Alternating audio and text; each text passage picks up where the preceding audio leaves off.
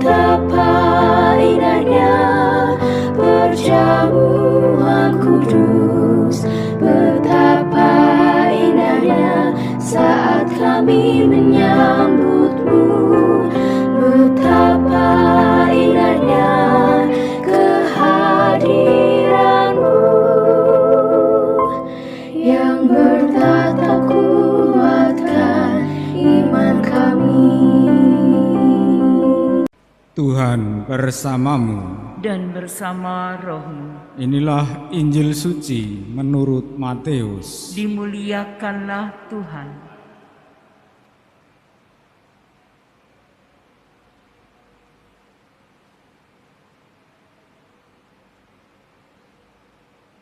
Sekali peristiwa Yesus bersabda kepada murid-muridnya, "Apabila saudaramu berbuat dosa, tegurlah dia di bawah 4 mata. Jika ia mendengarkan nasihatmu, engkau telah mendapatkannya kembali.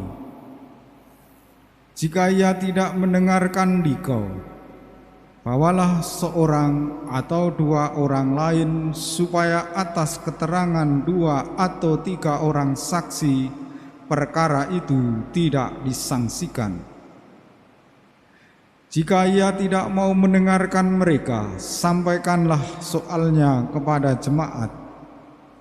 Dan jika ia tidak mau juga mendengarkan jemaat, pandanglah dia sebagai orang yang tidak mengenal Allah atau seorang pemungut cukai. Aku berkata kepadamu, sungguh apa yang kalian ikat di dunia ini akan terikat di surga, dan apa yang kalian lepaskan di dunia ini akan terlepas di surga. Dan lagi aku berkata kepadamu, jika 2 orang di antaramu di dunia ini sepakat meminta apapun, permintaan mereka itu akan dikabulkan oleh Bapa-Ku yang di surga. Sebab di mana ada 2 atau 3 orang berkumpul demi nama-Ku, Aku hadir di tengah-tengah mereka." Demikianlah sabda Tuhan. Terpujilah Kristus.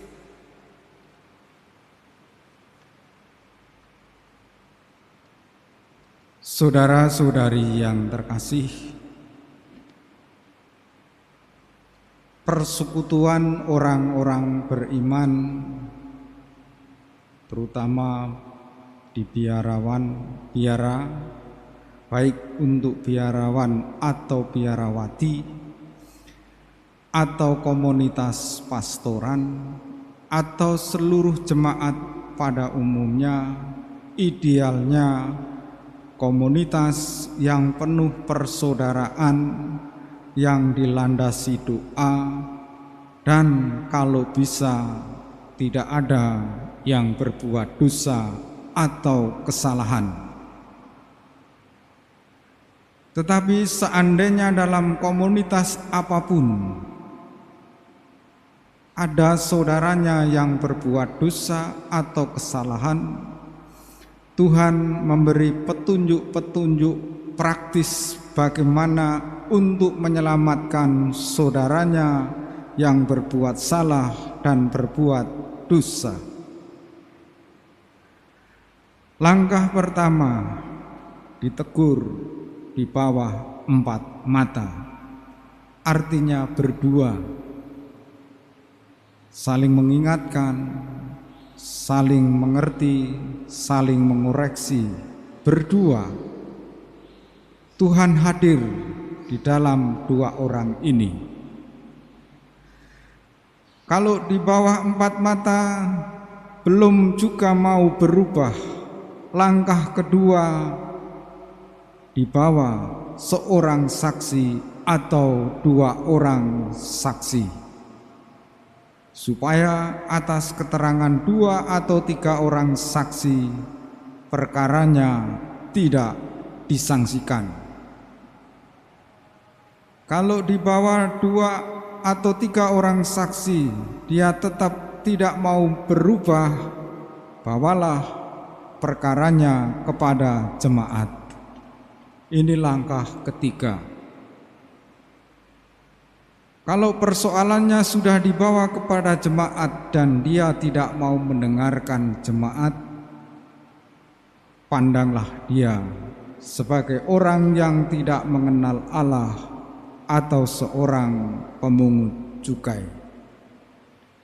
Terhadap orang-orang seperti ini tidak usah merasa bersalah, tidak usah merasa berdosa, karena kita sudah melakukan nasihat Injil untuk menegur saudara-saudari kita yang salah, yang akan hilang dari komunitas. Tetapi komunitas kita idealnya memang komunitas orang beriman. Komunitas orang beriman pertama-tama adalah dilandasi dengan doa. Karena doa itu adalah nafas kehidupan orang beriman. Dan kalau dia sepakat meminta kepada Tuhan, maka Tuhan akan mengabulkan permintaannya itu. Seperti dikatakan Tuhan dalam Injil hari ini. Dan lagi aku berkata kepadamu, jika dua orang di antaramu di dunia ini sepakat meminta apapun, permintaan mereka itu akan dikabulkan oleh Bapa-Ku yang di surga.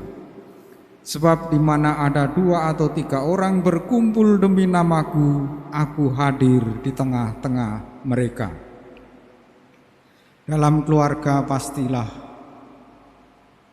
lebih 2 atau sampai 3 anggota keluarga. Dan kalau dalam komunitas kecil keluarga atau pasturan atau biara atau komunitas lingkungan gereja sepakat meminta kepada Bapa, kalau permintaannya itu didasarkan iman, maka Bapa yang di surga akan mengabulkannya. Semoga komunitas-komunitas kecil kita menghadirkan komunitas orang beriman yang dilandasi doa, penuh persaudaraan, dan teladan kita adalah Santa Clara, orang kudus, biarawati pertama, pengikut Santo Fransiskus dari Assisi yang menjadi kudus karena dia orang beriman yang mendedikasikan hidupnya sebagai orang beriman. Alangkah bahagianya aku diciptakan di dunia ini. Itulah kata-kata terakhir sebelum ia wafat. Mari kita berbahagia karena kita diciptakan lahir hidup di dunia ini sebagai saudara-saudari sebapa.